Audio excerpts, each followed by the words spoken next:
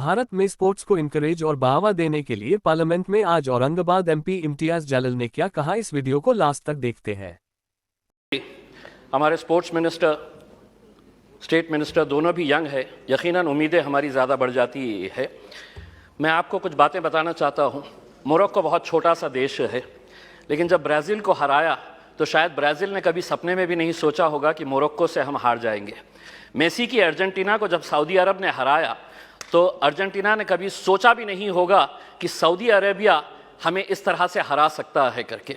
लेकिन ये दोनों टीम्स, चाहे वो मोरक्को हो या सऊदी अरेबिया, जब मैदान में उतरे होंगे, उन्होंने पिछले 5 सालों से लगातार मेहनत कर रहे हैं ये सोचकर कि हम उतरेंगे तो हम जीतेंगे करके। हमें 135 करोड़ की आबादी वाले देश के अंदर हम लोग क्या कर रहे थे उस वक्त? हम टेलीविज़न के सामने बैठे हुए थे और हम ताली बजा रहे थे। खिलाड़ी कोई और था मैदान के अंदर, लेकिन हम खुश हो रहे थे कि देखिए कितना अच्छा गेम हो रहा है करके। उसमें हमें अफसोस इस बात का होना चाहिए कि 135 करोड़ की आबादी वाले देश के अंदर हमने 11 फुटबॉल खिलाड़ियों को तैयार नहीं किया। उस दिन सारे देश ने इस बात का चिंतन किया और हमने भी सोचा, यकीनन आपने भी सोचा होगा कि कहीं ना कहीं कुछ हमारी खेल नीतियों के अंदर कुछ बदलाव लाने की ज़रूरत है, वरना 135 करोड़ देश की आबादी अगर हम एक टीम तैयार नहीं कर रहे हैं तो कुछ ना कुछ कहीं ना कहीं गलत हो रहा है। इस बात का एहसास हुआ है और शायद वही एहसास को लेकर आज हम सभी लोग यहाँ पर इकट्ठा हुए हैं। मंत्री जी, मैं आपसे पूछना चाहता हूँ, यूएस और चाइना ऐसा क्या कर रहा है कि उनके खिलाड़ी मैदान के अंदर उतरते हैं? कोई भी इंटरनेशनल इवेंट जब ऑर्गेनाइज होता है तो उनके खिलाड़ी गोल्ड ऐसे ही हंसते हंसते लेकर चले जाते हैं। हम एक गोल्ड अगर लेके आ जाते हैं तो पूरा देश सेलिब्रेट करता है, बल्कि प्राइम मिनिस्टर ले लीजिएगा, पूरे मिनिस्टर्स ले लीजिएगा, पूरे चीफ मिनिस्टर्स उसका जश्न मनाते हैं, जबकि हमारे पास पोटेंशियल इससे ज्यादा है। कहीं ना कहीं हम कुछ ऐसा नहीं कर पा रहे हैं वो कर रहे हैं करके। वो क्या कर रहे हैं?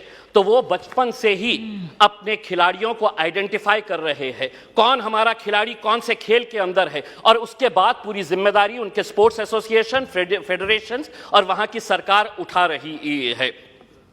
हमें मंत्री जी हमारे शॉर्ट टर्म गोल्स और हमारे लॉन्ग टर्म टारगेट्स क्या होने चाहिए, इसको आइडेंटिफाई करने की ज़रूरत है। मंत्री जी, मैं आपसे अनुरोध करना चाहूँगा, एक सर्वे करवाइएगा पूरे देश के अंदर कि कितने ऐसे स्कूल्स हैं कि जहाँ पर स्पोर्ट्स टीचर्स मौजूद है।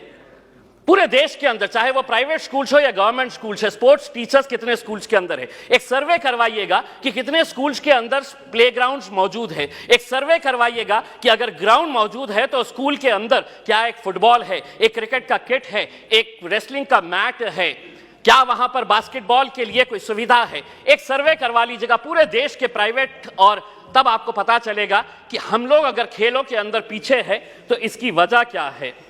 अध्यक्ष महोदय, मैं आपसे के जरिए मंत्री जी से यह अनुरोध करना चाहूंगा, 75 साल देश के आज़ादी के हो गए हैं, हम वैसे भी करोड़ों रुपया ऐसे वैसे कामों के ऊपर खर्च कर रहे हैं। मंत्री जी ये जिम्मा उठाइएगा कि 75 साल देश की आज़ादी के मौके के ऊपर हम हर स्कूल को एक स्पोर्ट्स किट प्रोवाइड करेंगे, जिसके अंदर एक फुटबॉल रहेगा, एक रेसलिंग का मैट रहेगा, एक बैडमिंटन के लिए, वॉलीबॉल के लिए जो नेट लगता है वो रहेगा। अध्यक्ष महोदय, एक मिनट, मैं सिर्फ सुझाव दे रहा हूं, और उसके ऊपर लिखिएगा कि अगर खेलेगा इंडिया तो जीतेगा इंडिया। उसके ऊपर आपकी तस्वीर लगाइए, आदरणीय पंत प्रधान जी की तस्वीर लगाइए, और एक 75 साल का तोहफा बोल के देश के तमाम स्कूल्स को आप ये दीजिएगा। हर राज्य के अंदर 4 कम से कम स्पोर्ट्स यूनिवर्सिटीज होनी चाहिए। मेरे शहर के अंदर थी, पूना वालों ने उठाकर उसे पूना लेकर चले गए।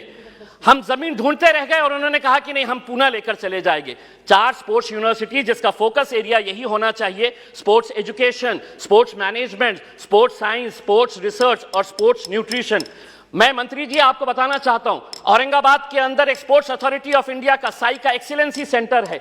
आज तक करोड़ों रुपया आपने खर्च किए हैं उसके ऊपर, लेकिन कोई भी एक इंटरनेशनल लेवल का वहां पे इवेंट ऑर्गेनाइज नहीं किया गया है। आप खेलो इंडिया के जरिए आप अंडर 17 के टैलेंट को आप आइडेंटिफाई करते हैं, हम उसका स्वागत करते हैं। उसी तर्ज के ऊपर अगर स्कूल गेम्स फेडरेशन, अध्यक्ष सिर्फ एक minute, school games federation of India को यह जिम्मेदारी देते हैं कि आप अंडर 14 के जितने भी टैलेंट है उसको आइडेंटिफाई करिएगा।